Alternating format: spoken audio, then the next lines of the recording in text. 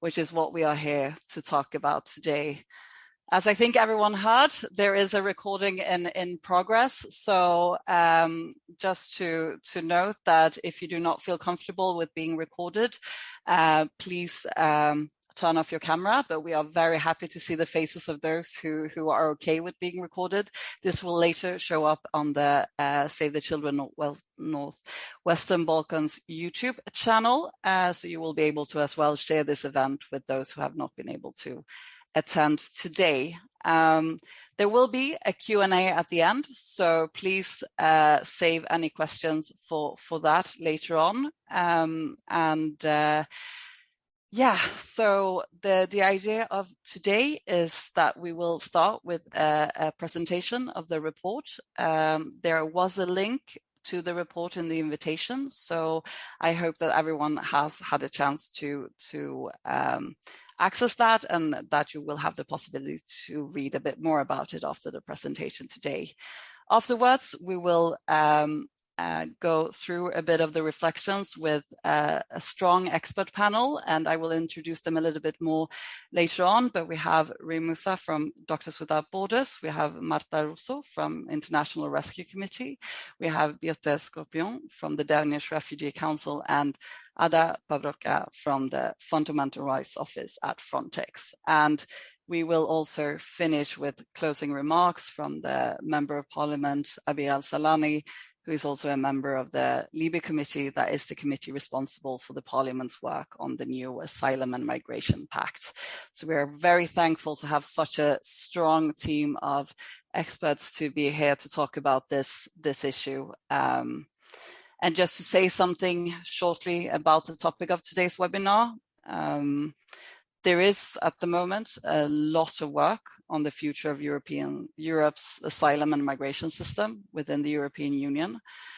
And it is clear that the situation by borders is too often not part of the conversation. And I am extremely happy to see that many people that have registered for today's event, and that many that were interested in talking about this with us, because I think it's a clear signal that there is a strong collective wish of seeing a change in how we work at the borders and how we raise this topic. From Save the Children's perspective, I mean, we do reflect on the Convention of the Rights of the Child, and states have a clear responsibility to protect children from physical harm, sexual exploitation, and child labor. And as my colleagues will soon present, we are far from the most basic rights being assured for children on the move using the Balkan route. With regards to this route, it is one of the main migration routes to Europe, and even though we've seen some changes to the number of arrivals, the route remains very active, and we have seen a significant increase in this route this year compared to the previous two. So there is a lot of reason for us to speak about the Balkan route and what is happening at the borders in this part of Europe. So I really hope that today can be a conversation on how we move forward towards a Europe where no child is harmed in the search for security. So I would like to give the word now to my colleagues from the Balkan Migration and Displacement Hub, as I mentioned, from the Save the Children Northwestern Balkans. Then we have the Program Director, Bogdan Krasić, and Advocacy and Campaign Specialist, Tatjana Ristić. So I leave the floor to you, and also I think you will have the presentation shared. Thank you, Sofia, and thank you to all the participants who have joined us today. Today, we are here to discuss the findings of the report, and we will give you a brief introduction. Of course, you can see our report on the Research Center and the link that has been shared. But we would like to give a little bit of an intro on our main findings as an introduction to the discussion that will follow with our esteemed panelists. The research itself was created in cooperation with the University of Sarajevo and the University of Belgrade researchers. The research was conducted with the funding from SVRI. I will now go, Tanya, if you can share the the presentation, and then I'll. Yeah, sorry, I just wanted to ask you to share your screen because we still have people coming in, and I will not be able to admit them if I do the screen sharing. Sorry. Okay. So just give me a second to.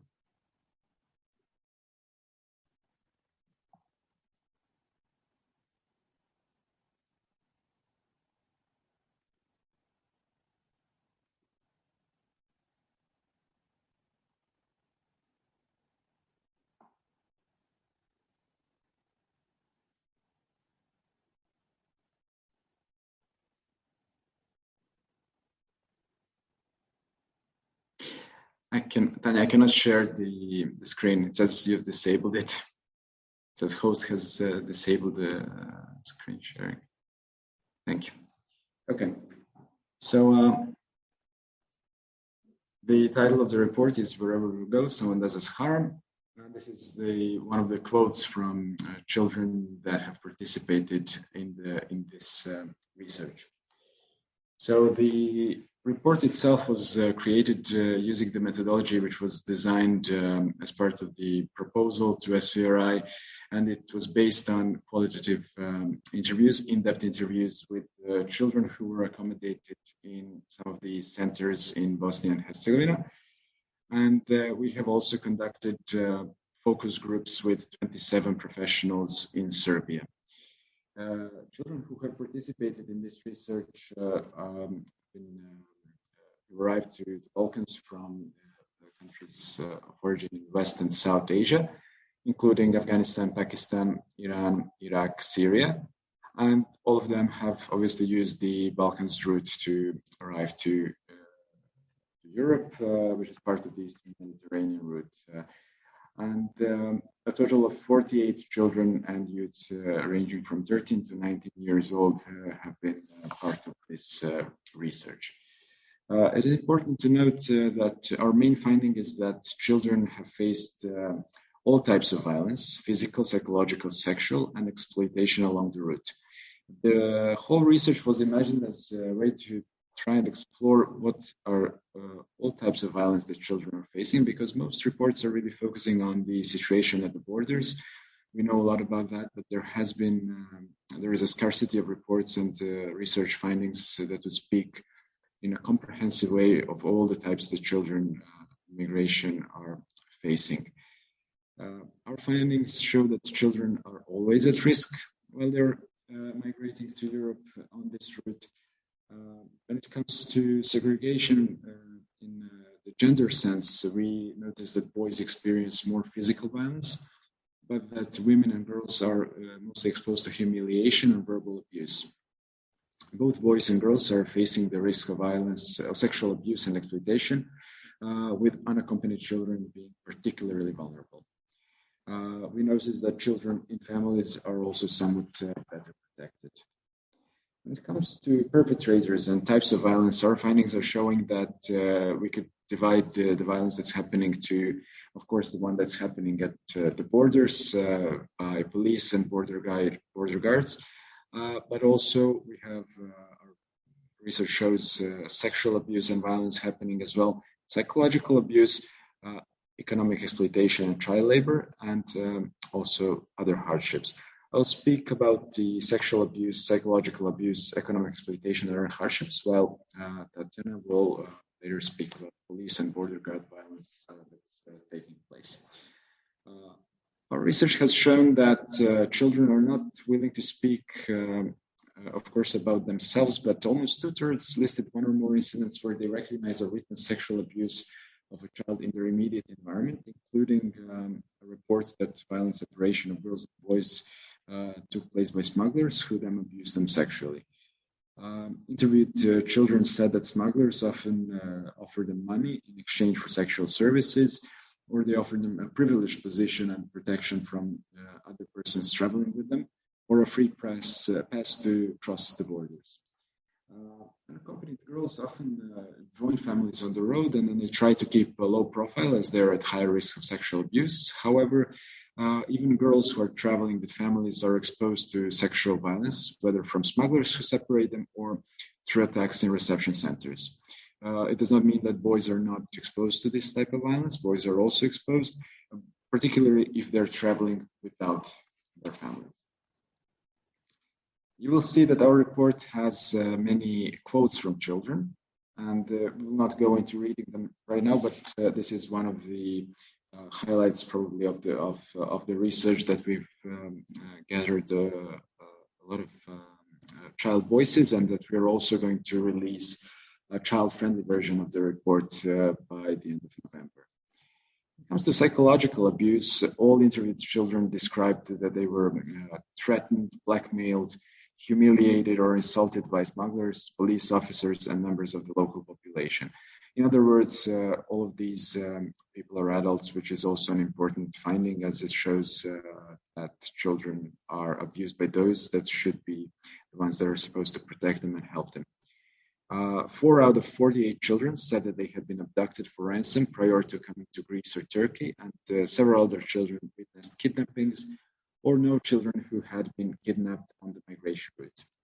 Also, in various circumstances on the Balkans route, children have faced ethnic, religious, and other forms of discrimination that they recognize and perceive to be unjust and degrading. There is also the type of violence and abuse that they face, which is classified as economic exploitation and child labor, and many children of different ages reported that they had to work, especially those who are older than 10, and most frequently those were unaccompanied boys. Children have reported working in factories, but also in Greece, where they worked on farms. Factories is mostly happening in Turkey. Almost 1 in 3 interviewed children witnessed recruitment for activities by smugglers, primarily related to border crossings, and far less frequently for selling drugs. In addition to dangerous work, some children are engaged in other forms of the worst types of child labor. The interviewed children reported on the inclusion of refugee and migrant children in commercial, sexual exploitation, and begging. Tanya will speak now more about the police and border violence, but in conclusion, I would like to say that the children have said that they no longer believe that adults can help them. They mostly rely on themselves or spiritual support or on other children. So this is probably the most striking part of this study, is that children no longer believe that they can be protected, that they have lost hope. And I will give the floor now to Tanya, but I'm really looking forward to the discussion and your comments later on. Thank you. Thank you, Bogdan. So, according to children's reports, the most common perpetrators of violence are the police officers and the smugglers who they rely on to cross borders. Police violence happens during pushbacks outside border zones and during procedures. For example, during the age assessment procedure, and children are very often denied of the children's status. When it comes to the border violence, it is most often reported violence by children who we interviewed for the report. So all children reported violence during pushbacks at all borders along the route, with many accounts of severe physical violence, clear elements of torture, and other ill treatment. Almost all children migrating into the region have at least one experience of pushback during their journey. This is what we heard from the professionals in the focus groups. And many of the children we interviewed have experienced 5, 6, and few children experienced more than 10 pushbacks at various borders. So during these events, children experience themselves or witness, they tell us that they are being stripped naked, that they are being beaten, chased by the dogs. So the police violence was often described as excessive, degrading, and brutal. And despite all these events taking place at all the borders, the violence is rarely reported. It is rarely reported by children, and it is not reported by the adults who are there to support children, part of the support system. So, for example, healthcare workers who examine children, or the staff at the reception centers, do not report these instances of violence and visible signs of torture and other ill treatment to the competent authorities. Children said that international organizations sometimes make some notes, but nothing ever goes further than that. So as Bogdan said, one of the key findings of the report is that children are exposed to all types of violence at all stages of their journey. And what are the consequences of this violence? Children told us about often feeling helpless. They also reporting lacking trust in adults, particularly authorities and official institutions. Which is understandable, having in mind that, as I said, the most common perpetrators are those of violence are those who could actually help children, who are in a position of power, police officers and smugglers. So children do not report violence and rely primarily on themselves or their families and other children. And they accept abuse as an integral part of the journey. Children normalize violence as a coping mechanism. All the violence that they survive makes them vulnerable to further violence, including sexual exploitation and also being involved in smuggling or crime. Some children reported that they often get offers from smugglers to help them in smuggling, and in that way earn money or some privileges. But also that smugglers are basically forcing them to take part in criminal activities. So as we can see, children are exposed to severely traumatic events along their journey, and this prolonged exposure to violence may have a harmful effect on the development of children. What the report is basically saying to us is that violence against refugee migrant children is being normalized. So children are normalizing violence as a part of, as a coping mechanism, but one of the key, it's also the violence is being normalized in the broader context. And one of the main reasons for this are the deterrence politics, including the systematic use of unlawfully forced returns from borders, which all the countries along the route use, as well as the countries members of the European Union. So these practices violate the rights of refugee and migrant children and families. They prevent children from accessing protection and support they have a right to receive, and also expose children to abuse and contribute to perpetuation and the normalization of violence against children in the name of securing borders. Sofia will talk later a bit more about Save the Children's recommendations and asks towards the European Union and member countries. I will just mention a few recommendations that we have focusing on the Balkans. Most of the children and families who are arriving in the Balkans don't see options for a dignified life here. And this is one of the reasons why they are continuing the journey and continuing to risk their lives and to be exposed to abuse along the journey. So the countries in the Balkans need to continue to improve the systems of support. So the children would actually be interested in staying here and ensure that children have access to durable solutions. In parallel, the European Union and the member states, as well as other Western Europe countries, should work together with the countries in the Balkans to support them in improving their asylum and protection systems, as well to introduce mechanisms to prevent violence at the borders. And there is need for more legal pathways. So the EU and the national authorities should work together on improving legal pathways, including resettlement schemes.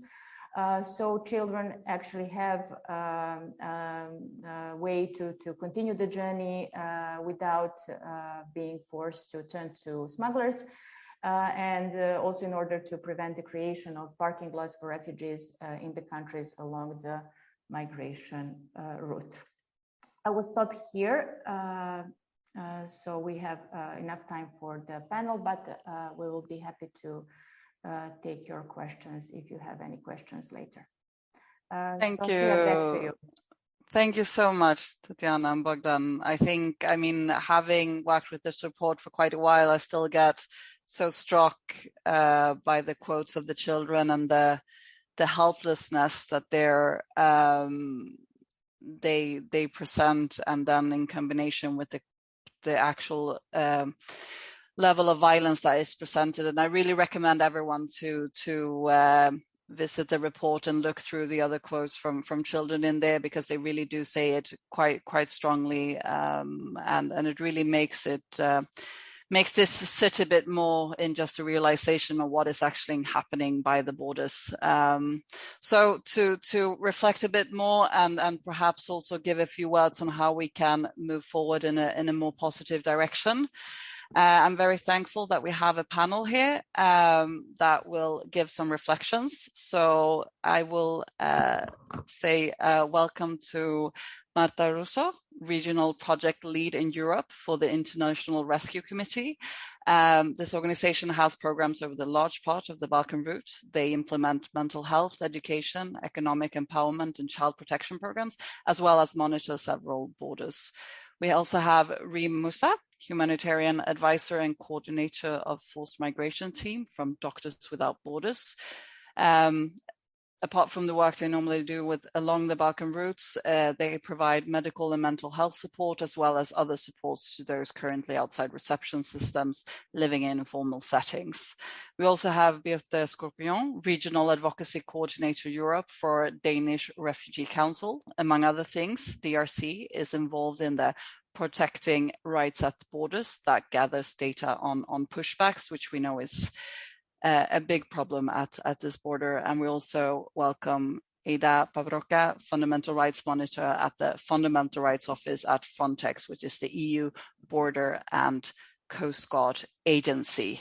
So a lot of expertise here today. Thank you so much for joining us. I want to start by asking each of you to do a little bit of a reflection on what you've heard from the report. If your organization's work at the Balkan route, are you surprised by the findings of the report, or does it confirm your view in the situation? And from your perspective, what is the biggest concern for children on the move throughout the Balkan route? I would like to start by giving the word to Birte Schorpion. Of course, thanks so much for having us. Do you hear me well? Yeah, okay. So yeah, thank you very much for having us and for bringing us together for this important discussion. DRC indeed monitors pushbacks as part of the PrEP project at the Western Balkan border for an extensive period of time, and unfortunately we're not very surprised with what you have presented. So the PrEP partners gather information on border crossings amongst many different borders, including Italy, Hungary, Bosnia, Serbia, North Macedonia, Greece, Poland, Lithuania, and Belarus.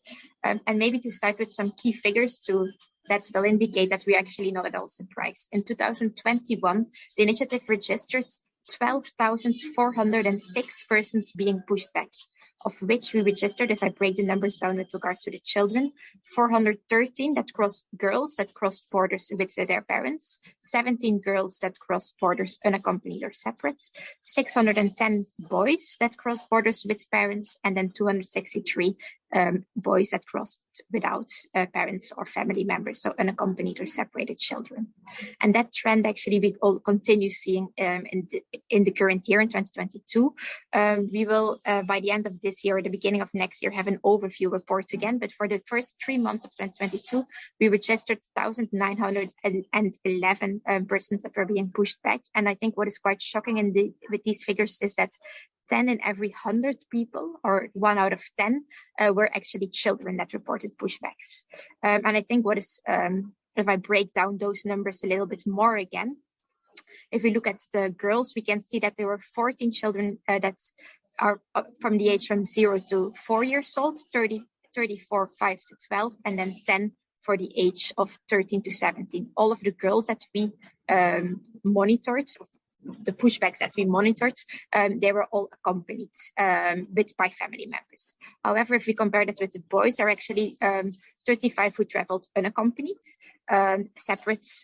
So they traveled by themselves or in groups with other unaccompanied minors. And then we also have, of course, boys that traveled with family members. And there we have also 14 of the under the age of 4, 62 of the age from 5 to 12, and 29 of the age of 13 and 17. But I think that the number that says 1 out of 10 was a child is quite shocking, especially if you recall that in 2021 we recorded 12,400 cases. So yes, we are definitely not surprised, and we also want to stress that border violence are not isolated cases. This is rather a systematic use of pushbacks as a de facto tool of border management and deterrence. And while the numbers are alarming, it should also be stressed that the numbers of children and adults who cannot reach the EU is very high as well, because a large number of people actually stay close to their border, close to their country of origin or to their area of origin where they were living before. So the report today really brings us a lot of added value into how detailed it outlines all rights violations that children face, including the struggles on foot and the coping mechanisms they use to survive. And I think the combination of those into one report is a very big is of added value to the debate we are having. One thing we cannot forget, and I think now I'm going to the biggest concerns, is firstly that while we talk about numbers, each number reflects a person whose rights are violated. Each person is simply one too much. We should never get used to reading about these numbers, because we talk often about high numbers, but we shouldn't get used to those violations. And then secondly, another big concern of us is that actually legal frameworks, including those to protect children, are existing. The report contributes to the well-established evidence that human rights violations are nevertheless becoming a race to the bottom among states, even though all states are under a positive obligation to respect people's rights and a negative obligation to refrain from violating them. The reality on the ground is very different today. Thank you so much, Birte. It is really shocking numbers you are presenting. I mean, considering the fact that it is illegal to push back, and especially not, I mean, the fact that it is become this level of normality is really disturbing. And again, connecting to what we know about the effects of the children affected on this. Thank you so much for your reflections. Reem, Mussa from Doctors Without Borders, do you also want to comment? Thanks for that, Birte. Thanks also Sofia and Tatjana for inviting us to this very hard topic to discuss, but I think important topic Definitely to discuss, because I think for us one of the main concerns is that children on the move or children in transit are often a group that is left invisible, and potentially child protection systems are not working for them, and they're not adapted to the needs and aspirations of children. And I emphasize the point on aspirations of children, that many children want to move for various reasons, linked to community links, linked to their personal aspirations. And there's also ways in which current child protection systems are set up also that are punitive or restrictive in many ways, that also potentially are not properly adapted to the needs of children on the move. To kind of reinforce and to touch upon the very sad realities that everyone else is finding, is that as MSF, we've been working since the year 2000 in Europe on migration and along migration routes. And as we've all seen, there's been a normalization and definitely an acceleration of violence at borders, both along the Balkan route, and also along the entry points to Greece and Bulgaria. We as a medical organization are often providing medical care to people that are pushed back at borders and also along migration routes. And we're currently present at the Serbian border.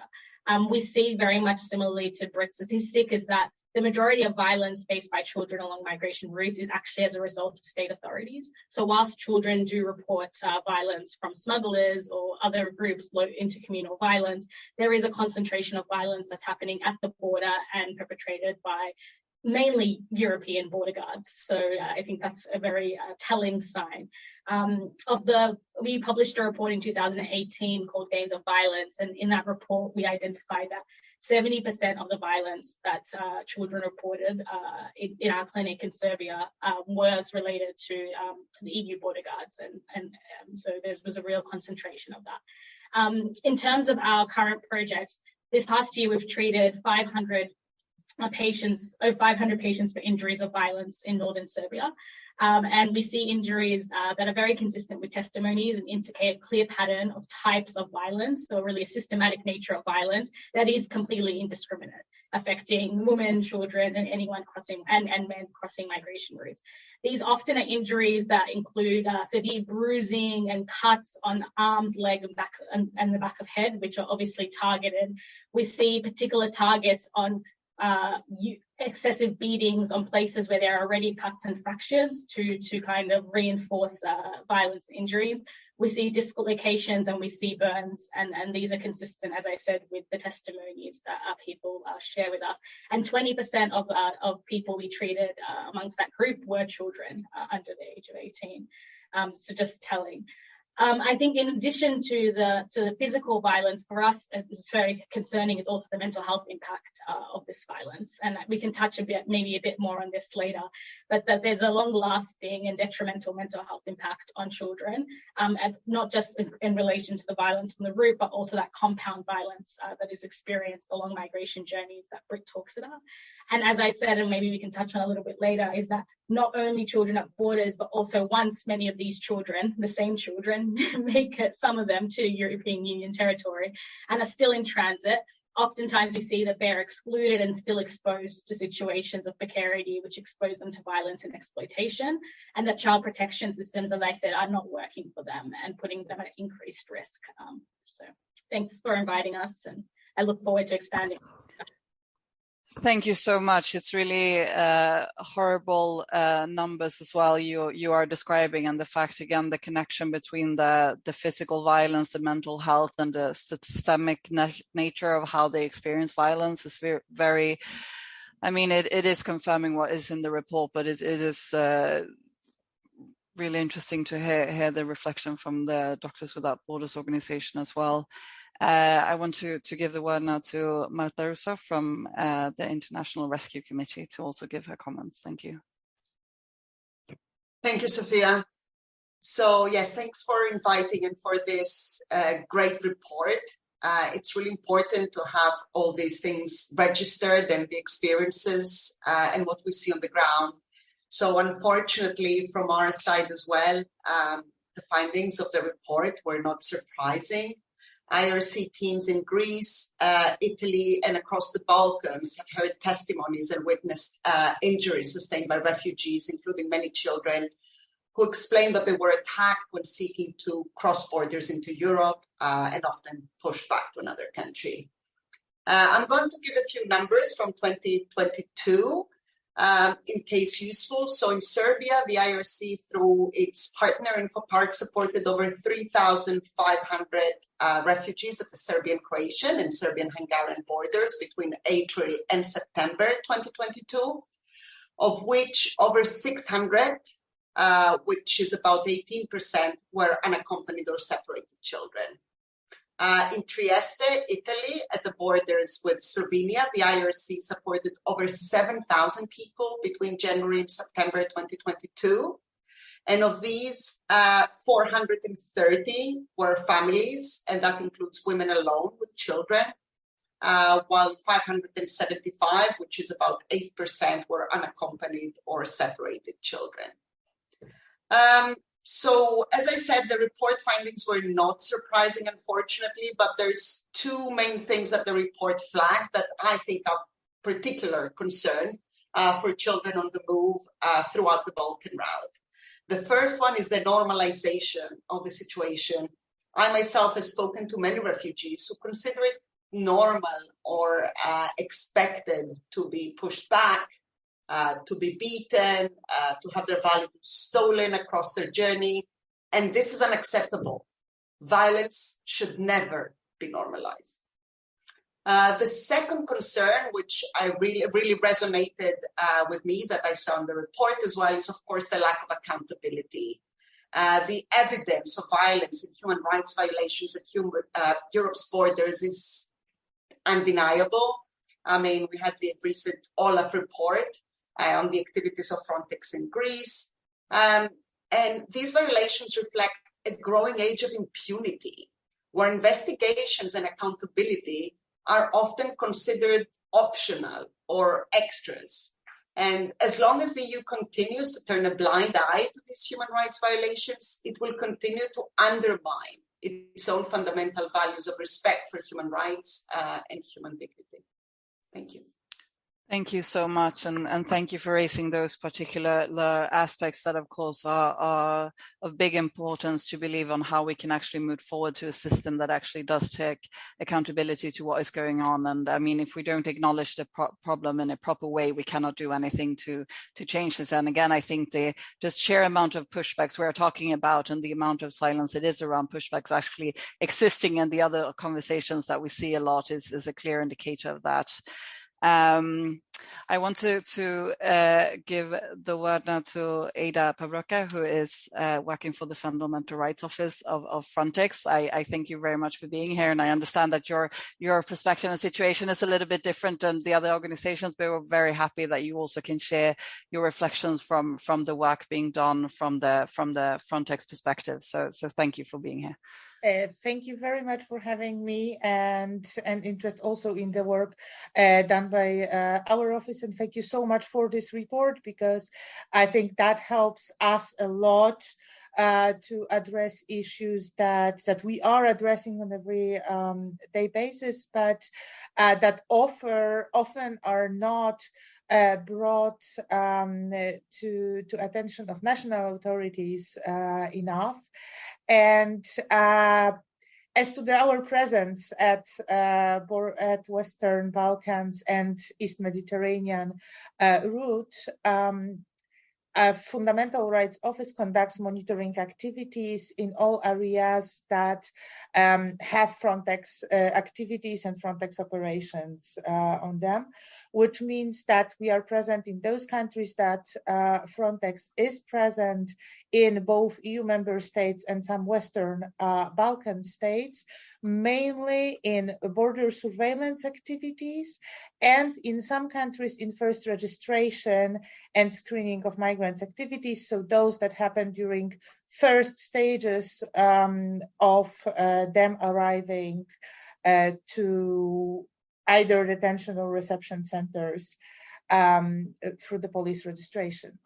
And we, of course, try to gather as much information as we can about general situation in those areas. And in this context, unfortunately, I'm not surprised by reading findings of your report, although I think huge added value of that report is well documenting those and a scale of those allegations.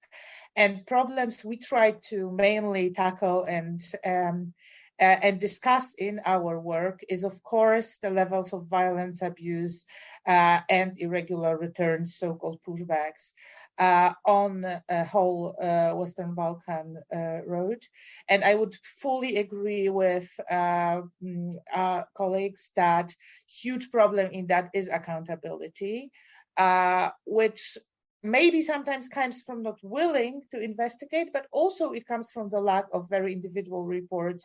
As you said, children don't really want to report this kind of cases for very good reasons related to their situation, but it also makes it quite difficult to follow up with particular investigations in individual criminal cases.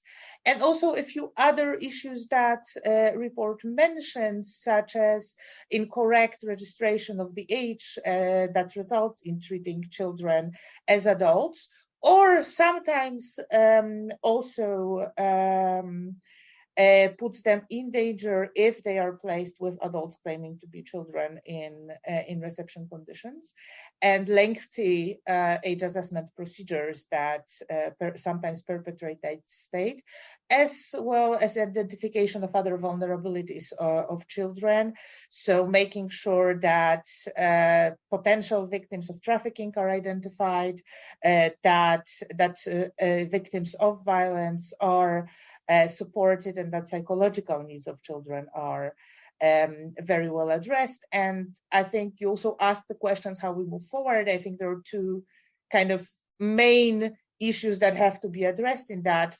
One would be definitely accountability for all fundamental rights violations that happen, and we're trying to explore the ways in which individual cases can be brought to the attention of national authorities, can be properly investigated, and this accountability is also demanded by European community, because I think without accountability, it's not very probable things would change. And the second one is capacity building, so being able to give tools to officers who are obliged to do all the other things that I mentioned, so related to identification of vulnerabilities, related to providing proper care to children, that they know how to do it. And I think that from my observations in many countries, both EU and non-EU countries in that area, it seems that there are some things that could be improved in terms of training and presence of experts on children relations at the border. Thank you so much, Sonia. Thank you so much for these reflections. I think there is definitely a lot of dialogue that can be had between the work of Frontex and the organizations here. And thank you for raising as well the accountability that I know Frontex as well is working more on as well after the later years of the Olaf report, and as was mentioned previously.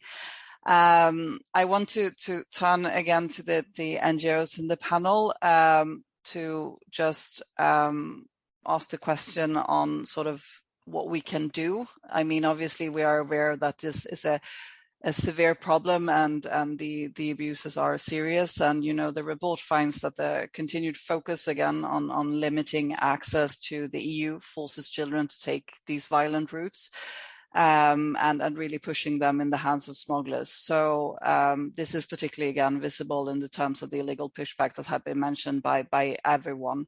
So what can we do? How can we step up our efforts to address the violence at the borders? What needs to be improved? I want to start with giving the word to Mussa at IRC. Thank you, Sofia. So yes, between April and September, the IRC undertook a study to get a better sense of what actions might be most effective to uphold rights at Europe's borders.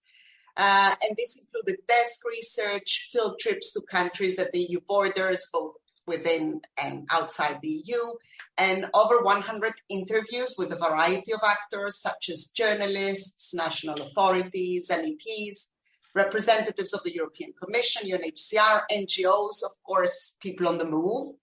I had the pleasure of meeting many of the people in the panel through this research. So what I will present now very quickly are recommendations by these actors, so recommendations that came out of these over 100 interviews on how civil society can step up efforts to address violence at borders. I have divided them into 3 categories. It's not an exhaustive list because there's only 3 to 4 minutes to do this, but I will be looking at advocacy, programmatic support, and communications. So starting with advocacy, there's basically 5 recommendations. The first one is to continue to raise the voice of people who suffer fundamental rights violations at Europe's borders. The second one is to leverage the role that the EU or European institutions can play in holding actors accountable. This includes engagement with the European Parliament, the European Union Asylum Agency, the Fundamental Rights Agency, the EU Ombudsperson, Council of Europe. This can be done through visits to border areas, briefings, meetings such as this, ensuring the issue is actually kept on the agenda. And of course, continue to pressure the Commission to better uphold its role as guardian of the treaties. The third recommendation is to highlight that violence at borders and pushbacks exacerbate a deepening accountability and rule of law crisis in Europe. States are increasingly failing to uphold or implement legal obligations. As Birte said, the obligations are there, but they're just not being implemented. But this actually not only has devastating consequences for the children affected, for any individual affected, but also normalizes a worrying undermining of fundamental rights and the rule of law.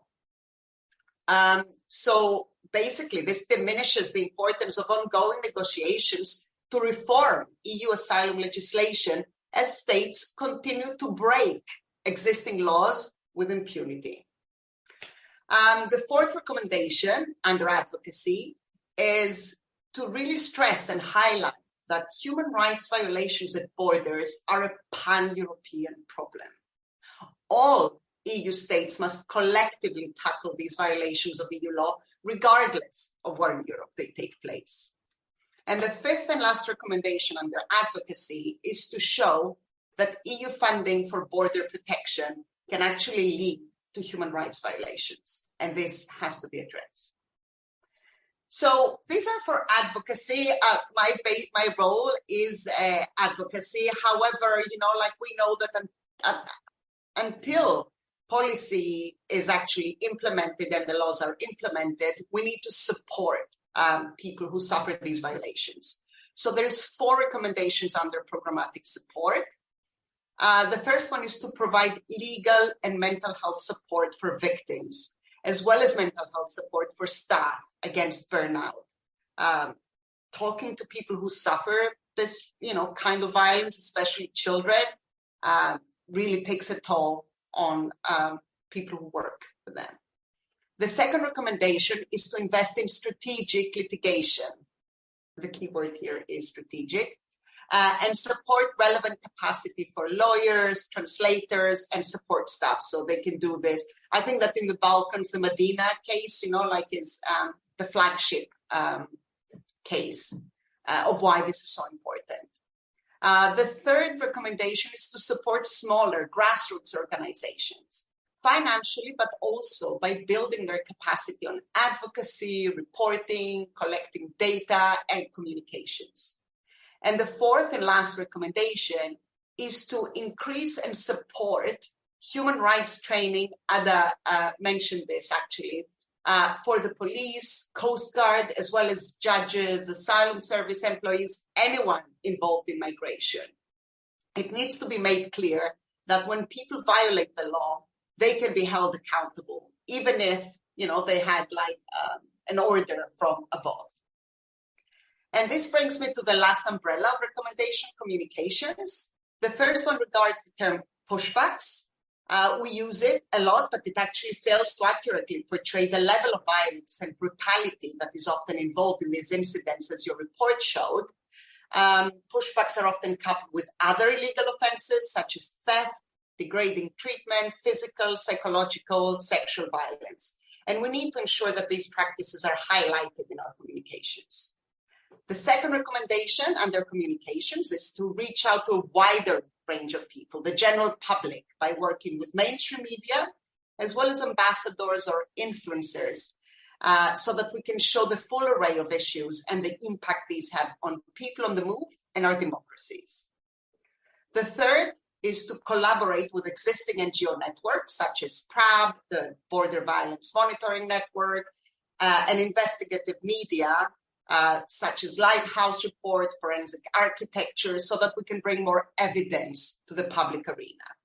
And the fourth recommendation and final one is actually, as I said, meetings like this, where a wider range of actors can actually have access and ask questions about what is happening in the borders. Thank you. Thank you so much, Marta. I don't know, Reem, Mussa, do you want to add something? This was quite a strong, elaborate reflection on what needs to be done and a lot of inspiring reflections. Reem? Yeah, maybe I'll just take it up a level of maybe not only what we can do, but also what states and others also can do in terms of, one, I think it's really important that we don't forget that we're talking about children, right? We're not talking, and young people, and we're not talking, you know, and I think that only, and states particularly, only viewing these young people and children through the paradigm of migration is the first problematic part of this situation. And we need to make sure, and the problem is, particularly for many children on the move, is that they don't fit neatly into any kind of current conception of, you know, child protection systems. Many of them want to continue to other countries. They don't want to be kind of stopped and kind of stuck in a system in a certain place. And so we have to adapt to that reality, you know, instead of expecting children to adapt to our reality, you know, that they have bigger aspirations. So for me, it's making sure that we have services and capacities adapted to children in transit, and really that also includes safe shelters, that children have a safe place to stay whilst they're choosing to remain on the move and on migration routes, and they don't have to stay in places where they end up in really precarious conditions. And this is an experience that we've had both in France and Belgium in the past year, in terms of creating safe shelters for children that choose to be on the move, that don't require mandatory reporting to services and authorities. And I think that's a role, it's a tricky place to be, that NGOs should be consider playing. Then, as Marta highlighted, for me, the physical and mental health needs of children that are moving, in addition to the experiences of violence, are very important to consider. That these children still have regular health needs. They're growing children, and so this is still important to keep in mind in any kind of provision that we have. But particularly in terms of the mental health, the levels of self-harm and complex mental health conditions we see in this population due to the exposure to the compounded violence is something that's particularly concerning, and something that we should be adapting to and ensuring that we can provide sufficient services for. Just to touch on the point about individual cases versus systematic violence, I think, yes, we need to push individual cases as much as we can, but obviously we've been talking about these systems of violence. And for me, you know, and I think it's really important that states and authorities take accountability for the reinforcement of these systems of violence, and that not only put children at risk, but put everyone at risk. Thank you so much. I'm going to eat into a few minutes of the Q&A to just make sure that we also, again, just jumping on what you said, Reem, about like on the level of the state's responsibilities, to just say something about the ongoing work with the Asylum and Migration Pact and how we really best can ensure that the vulnerability of children on the move can be taken into account into the actual work that is being done with the pact, and again, what is missing here. So I would like to give the word to Birte Schorpion, if you could say a few words on more again on the state level. Oh, sorry, the EU level. That's fine, thanks. So I think, as has already been said a couple of times, right, there is existing legal frameworks at the moment, and the initial problem is that those are not respected. And those legal frameworks, of course, you have already pointed towards it as well, at the Convention on the Rights of the Child. The existing legal frameworks are there. It's a lack of implementation. And what we want to stress, I think, is the fact that this is not a story of or. It's not or border control or rights compliance. We have to move to a story of and. It is border control and rights compliance. It is simply an obligation. And what we see is that EU policy often is not based on evidence or rights compliance. And therefore, it is most important that we continue absolutely sharing these findings with them, and that we try to tailor our findings as good as we can towards ongoing discussions. In that regard, with regards to the EU Pact on Asylum and Migration, we actually have 4 key points to flag. Firstly, there is a complete lack of safe and legal pathways. Children, as well as adults, are left often no other option than using dangerous routes, while it should be stressed that the right to seek asylum is a fundamental right. And what we see is that policy approaches, directly or indirectly, often restrict and prevent mobility across borders. And this, of course, obstructs the compliance of rights. Some of the new proposals, especially that have come under the fact, but also later with instrumentalization and so on, simply violate EU human rights law as well as international human rights law. And it's important that policymakers at national and EU level refrain from proposing, legalizing, as well as implementing derogations of established European law standards to accommodate currently existing practices, such as we see with regards to pushbacks and so on. Access to the EU territory should be guaranteed, as well as the rights to apply for international protection. Then another third issue is that there is a lack of effective consequences. So the accountability that Reem also pointed towards when states do not comply with their legal obligations. It is quite obvious, I think, to most of us present here that good faith in compliance is just not enough, because we see currently that states are not complying with their obligations. And I think the accountability should be there at all levels. We should look at indeed the Commission, making sure that the Commission ensures that the EU acquis is respected, and if that isn't the case, then infringement procedures are effectively started, but also states have to end pushback practices, end collective expulsions and rights violations at borders. And they have to also take all necessary steps to end the impunity that Marta pointed towards, and to refrain from reliance on protection elsewhere policies, because often, as we see on the moment, this is resulting in protection nowhere. Then with regard to the proposed mechanism or the monitoring mechanism under the pre-entry screening, there need to be big changes, because at the moment, how it is now, it's unlikely to be effective or independent. So the scope has to be broader, independence has to be assured, and again, the accountability elements should be reflected there as well. I think, overall, we can go into a lot of proposals for changes, but what is really important is that we create a change from the culture that we have currently, where rights can be violated, to a culture that respects human rights. And I think this will be key to ensure that we see changes, and that children are not put at risk that we are reading about today in the reports.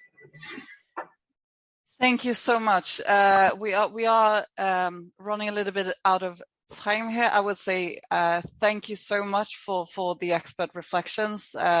Just highlighting a few of the reflections that I think are very much in core as well with what we at Save the Children as well want to highlight, is really the idea that we need to provide and ensure legal pathways to safety. So without this, the practices at the borders will not stop. If we cannot show an alternative, that means that children do not have to turn to smugglers. We will not see a change. And this has to be in connection with, as been mentioned, reversing policies and halting the practices that are clearly hostile towards refugees and children on the move. We also need to, again, I want to highlight again the mentioning of accountability, making sure that we are really making sure that anyone involved in these practices are being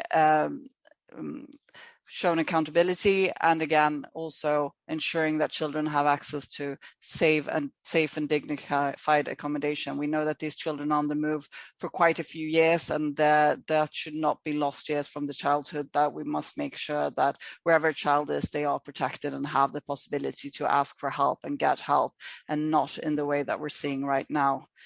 So, in summary of the things we have discussed today, I think that we can conclude that the European politicians stand with quite an important task when discussing the future of the European asylum policies and how we actually move away from this system. I think for us it is clear what needs to be done, but it's also a matter of how that actually is done. And one of the politicians with that difficult task of working with the Asylum and Migration Pact is our closing speaker, Member of Parliament Abiy Al-Salani from the Renew Group. And as I mentioned, she's also a member of the Libe committee working on these questions. We are very thankful for you joining us today, and also for you speaking out on the report when it came out. It was very strong to hear your reflections, and we're happy to hear you elaborate on that a bit more now. So I will give you the floor. Thank you for being here. Thank you so much for having me. And I just wanted to reflect on, or to mention just two things. The one is that yesterday marked the 31st anniversary of my arrival as unaccompanied minor to Sweden at the age of 15.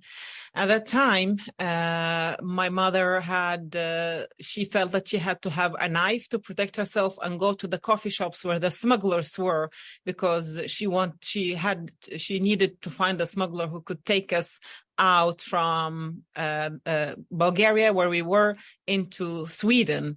And Sweden was not a member of the EU at that time, but we didn't have sufficient money at that time, as so many families today. So she made the decision to send me by myself, because there was a reputation about Sweden being protecting children. And her going through first that decision, a mother, to decide that, okay, I'm sending off my daughter to do this journey, and to find a smuggler that she could entrust her child with. And the fact that she had to have a knife with her when she was approaching different smugglers just describes one of the sides of this migration route that still 31 years after my own journey, many families and many children are forced to do. And that was one of the pictures that came to my mind when I heard the experts and the NGOs speaking earlier. And I also remember my journey, my own visit to Bosnia, in particular the city of Bihać, where many of the migrants end up because they're trying to cross the border to Croatia and thus to the EU. And my talks with some of the unaccompanied minors in the reception centers who they looked really good.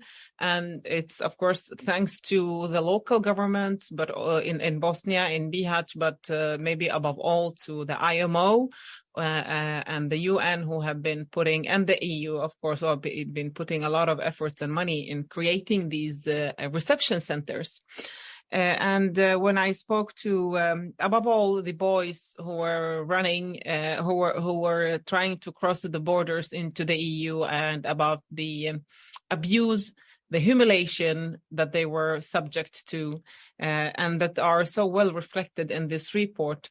And seeing these numbers on paper, it hit me rather hard. And seeing the words of these children hit me even harder. Today, I'm a mother of 3 children, and all I do when I work, when I enter the House of the European Parliament, every day I go up and say that I have to work today, so no more child has to flee. I'm not succeeding so very well, unfortunately, but this is my fuel that that forces me every morning to go to work. On the work as a parliamentarian, besides being a human being, we have, I think that the parliament has been rather clear towards one of our institutions, one of our agencies, Frontex, when it comes to them not being able to actually perform the work according to the standards that we have agreed upon. And pushbacks is a major focus when it comes to us not granting them oh my God, now I remember all the Swedish name, but Frontex was not granted discharge. That is one of the tools that we have as European Parliament to actually say that we are not happy with the way that Frontex is performing. And we were rather outspoken, and I think that there was a unity, but still we have to do more on that issue inside the House in itself, because still there are parties and groups in the parliament saying that we need Frontex and that's it. Yes, we need Frontex, but we need also Frontex to perform according to the standards that we as legislators and Commission and Council have said that they should be doing it. So these pushbacks are affecting the status of Frontex inside the parliament in a very high degree. And of course, the Olaf report confirmed what we already knew, actually, but we needed also that to be put on papers. I think that when we talk about the EU and the migration policy, I think that we need to acknowledge the fact that we have failed as the only union of democracies when it comes to migration policy.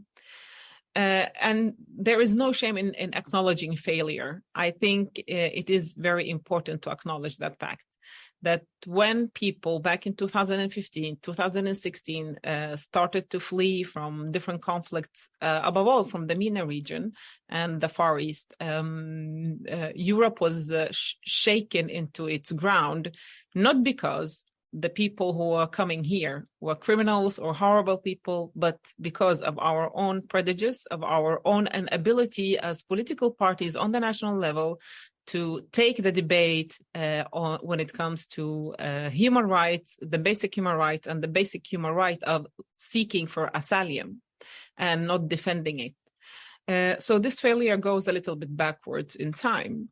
But also on the same hand, we have the success that we have been able to actually do when it comes to the triggering of the temporary protection directive for refugees from Ukraine.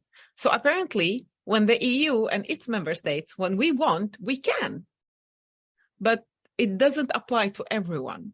And I hope that we can draw some good lessons from when we now triggered the temporary protection directive, also to see how can we develop it, how can we make sure that we do not end up in building Fort Europe, but rather a Europe that is respecting of the international law, respecting of the Charter of the Children's Rights, respecting the Human Rights Charter, and so on and so forth, rather than building even higher blockages around us. There are some positive signals that are coming when it comes to the migration pact and the commissioner's proposal for roadmap ahead.